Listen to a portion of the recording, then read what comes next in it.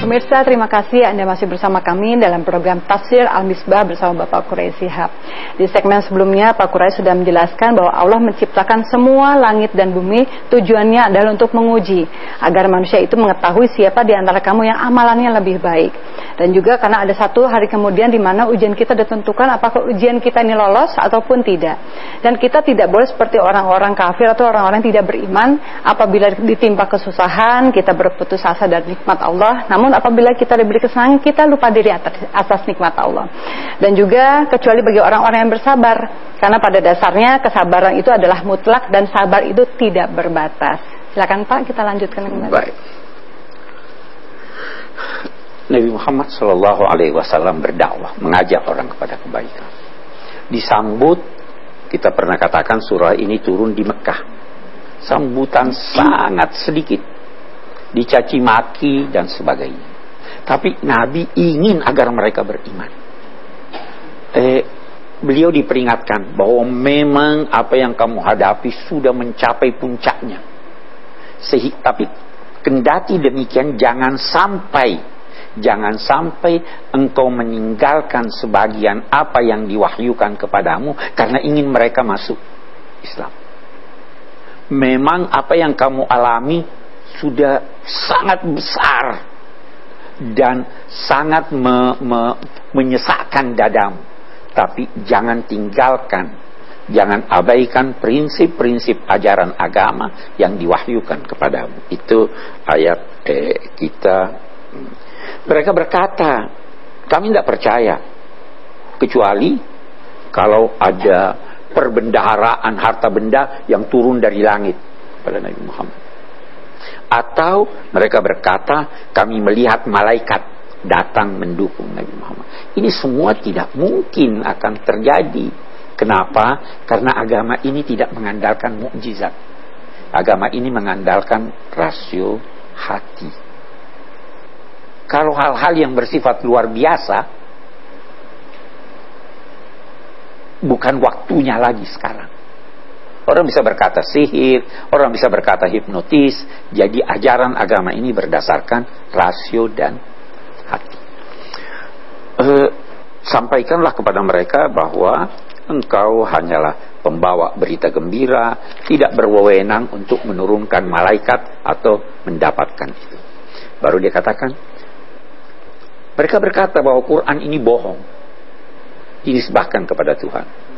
Maka kalau mereka berkata begitu, cobalah mereka itu menyusun sebanyak 10 surah Al-Quran, dan silahkan mereka mengundang, mengajak siapapun untuk menyusun semacam Al-Quran. Kalau mereka memang benar-benar dalam ucapan mereka bahwa ini bukan firman Allah. Jadi ini ditantang. Sekarang ada orang yang berkata, oh ini Quran budaya, hasil budaya. Ditantang nih. Coba buat 10 surah semacam ini. Nanti setelah ini ada ayat turun, buat 1 surah saja. 1 surah itu 3 ayat paling pendek. Buat dia semacam itu. Tidak ada yang buat. Karena ini firman Allah, bukan hasil pemikiran manusia. Katakanlah, kalau mereka tidak mampu untuk menyusun semacam itu sebagaimana ditantangkan, maka ketahuilah bahwa Al-Quran ini turun berdasar ilmu Tuhan. Ilmu Tuhan itu beda dengan ilmu kita. Kita tidak mengetahui sesuatu kecuali diberitahu oleh Allah, ya kan? Ilmu kita itu terbatas, objeknya terbatas. Ilmu Tuhan tidak terbatas objeknya. Ilmu kita itu bisa salah, ya kan? Ilmu Tuhan tidak salah. Ilmu kita itu kita bisa lupakan, Tuhan tidak lupakan ilmunya. Ilmu kita itu tidak jelas, ilmu Tuhan itu sangat jelas. Tuhan mengetahui sebelum wujudnya sesuatu, kita tahu setelah wujudnya sesuatu. Kalau ini berdasar ilmu Tuhan, maka kalian tidak akan dapat menyusun semacam Al-Quran ini. Saya kira itu. Kita akan berikan kesempatan penonton di rumah nih Pak, karena mereka tidak sempat hadir di sini, tapi mereka ingin bertanya sama Bapak. Salah satunya pertanyaan berikut ini. Silakan.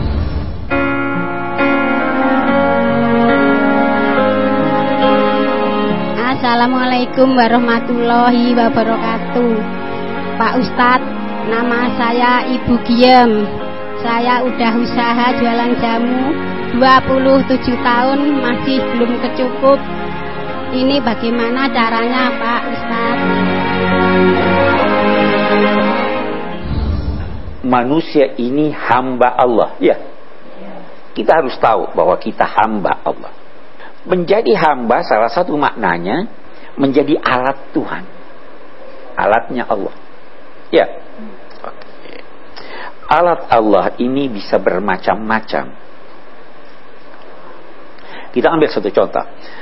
Kita bisa tahu sehat kalau tidak ada yang sakit. Bisa tahu sehat? Tidak bisa. Jadi kita perlu tahu ada yang sakit. Ya. Kita bisa tahu bahagia kalau tidak ada yang sengsara. Oke.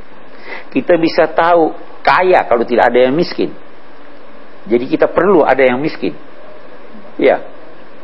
Yang berupaya bersungguh-sungguh dan rela menjadi alat Tuhan, maka pasti Tuhan akan memberikan dia ganjaran berlebih daripada yang lain. Boleh jadi ibu ini lebih bahagia hatinya daripada orang kaya. Bisa enggak? Dia sehat itu. Boleh jadi dia tidak mendapat gangguan.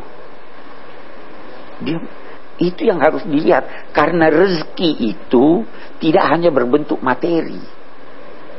Rezeki itu juga kebahagiaan batin, hati. Kalau kita menerima setelah upaya maksimal, kita menerima itu jauh lebih bahagia daripada mendapat banyak tapi kita tidak puas. Orang yang berpenghasilan 10 juta sebulan belum tentu lebih kaya daripada orang yang berpenghasilan 1 juta sebulan. Kenapa? Karena yang berpenghasilan 10 juta boleh jadi anaknya sakit, dia harus keluarkan biaya. Iya, boleh jadi macam-macam. Sehingga jangan pernah melihat kekayaan itu pada materi. Kekayaan itu al-ghina nafs, hati. Begitu saya kira kekayaan. Ya. Dan yakinlah kalau dia mendekat kepada Allah, dia akan mendapatkan ketenangan hidup itu. Mari kita lanjutkan kembali Pak. Pemirsa, kami akan kembali lagi setelah yang satu ini. Tetap bersama kami di Tafsir Al-Misbah bersama Bapak Quraish Shihab.